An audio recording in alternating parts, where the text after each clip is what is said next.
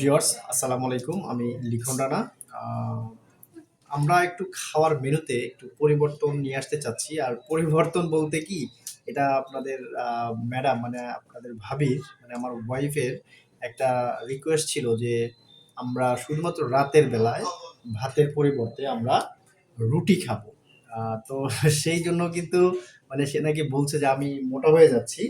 আর এই কারণেই সে স্বাস্থ্য সচেতন থাকার জন্য আমাকে রুটি খাওয়ানোর একটা অভ্যাস করছে। সো আমি একটা বিষয় আপনাদের সাথে শেয়ার করব। আমি কিন্তু মোটামুটি ভালো খেতে পারি। সেটা ভাত হোক আর রুটি হোক।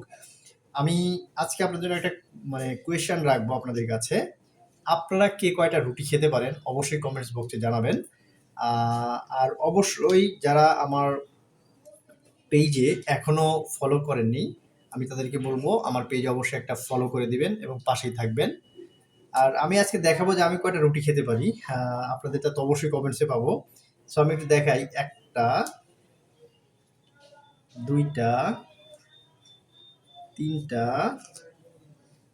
৪ টা, ৫ টা, ৬ টা, ৭ টা। ওহ মাই গড! অনেক রুটি। আর আমি আপনাদেরকে আগেও বলেছি যে আপনারা একটু কমেন্টস বক্সে জানাবেন যে আপনারা কে কয়টা রুটি খেতে পারেন। এটা আপনাদের জন্য কোয়েশ্চেন থাকবে।